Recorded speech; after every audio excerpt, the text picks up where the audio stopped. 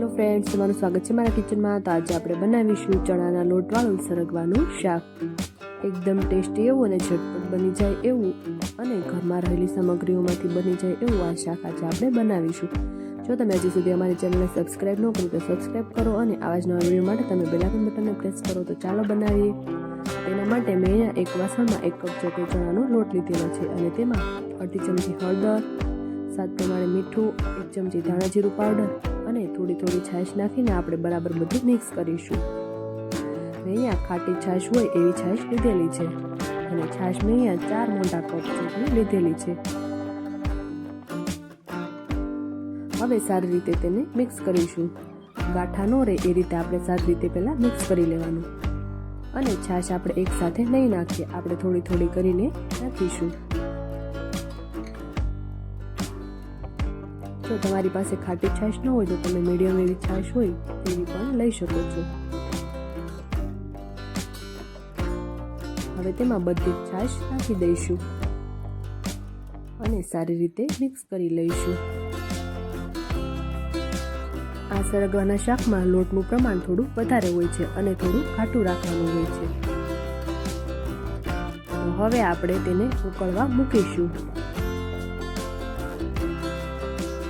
સમય આપણે ગેસની ફ્લેમ સ્લો ટુ મીડિયમ જ રાખીશું અને તેને સતત હલાવતા રહીશું। આ શાકમાં લોટ વધારે હોવાથી તે તળિયે તરત બેસી જાય છે, એટલે આપણે તેને સતત હલાવતા રહીશું। તો આ રીતે આપણે તેને સતત હલાવતા રહીશું। તમે જોઈ શકો છો બરાબર ઘાટું થઈ ગયું છે। હવે તેના ઉપર આપણે વઘાર કરીશું। તો તેના માટે એક વાસણમાં મેં અહીંયા 2 મોટા ચમચા જેટલું તેલ લીધેલું છે। આપણે તેલને ગરમ નહીં થવા દઈએ, આપણે તરત જ મસાલા નાખીશું। તો અડધી ચમચી હિંગ અને 1 મોટી ચમચી જેટલું લસણવાળું લાલ મરચું નાખીશું। એમાં મેં 7 થી 8 જેટલી લસણની કળી અને 1 ચમચી જેટલું લાલ મરચું પાવડર નાખીને સારી રીતે તેને પીસેલું છે। હવે તે નાખીને તેને સારી રીતે હલાવીશું અને આપણે તેને પણ હલાવતા રહીશું અને ગેસની ફ્લેમ સ્લો જ રાખીશું। આ રીતે તેને હલાવતા રહીશું। લસણની કચાશ નીકળી જાય ત્યાં સુધી આપણે તેને થવા દઈશું। હવે તેમાં 2 ચમચી જેટલું પાણી નાખીશું કે જેથી આપણું મરચું છે તે દાજી ન જાય। સ્વાદ પ્રમાણે મીઠું નાખીને આપણે હલાવી લઈશું। આ રીતે તેને હલાવતા રહીશું। વઘાર થાય છે ત્યાં સુધીમાં અમારા વિડીયોને લાઈક, શેર અને સબસ્ક્રાઇબ કરો અને આવા જ નવા વિડીયો માટે તમે બેલ આઇકન બટનને પ્રેસ કરો।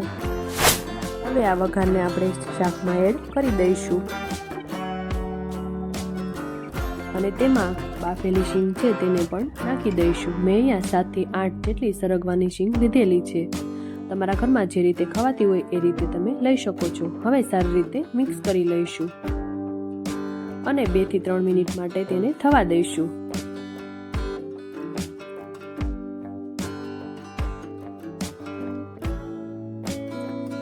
મેં અહીંયા વઘાર માટે રાઈ જીરુંનો ઉપયોગ નથી કરેલો, પણ તમે કરી શકો છો।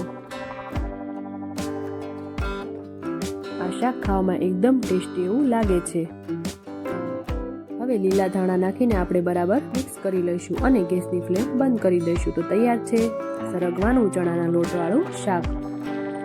હવે તેને એક ડીશમાં સર્વ કરીશું। તો તૈયાર છે ચણાના લોટવાળું સરગવાનું શાક। બાળકોથી લઈ મોટા બધાને ભાવે તેવું આ શાક તૈયાર છે। હવે તેમાં ઉપરથી લસણવાળી ચટણી નાખીશું। મેં જે વઘાર કરેલો હતો એમાંથી થોડી રાખી હતી તો તે નાખી દઈશું અને થોડા લીલા ધાણા નાખીને સર્વ કરીશું। તો તૈયાર છે ચણાના લોટવાળું સરગવાનું શાક। વિડીયો પસંદ આવે તો વિડીયોને લાઈક, શેર અને સબસ્ક્રાઇબ કરજો અને આવા જ નવા વિડીયોની રેસીપી માટે તમે બેલ આઇકન બટનને પ્રેસ કરજો અને મને કમેન્ટ બોક્સમાં જરૂરથી જણાવજો। Thank you for watching.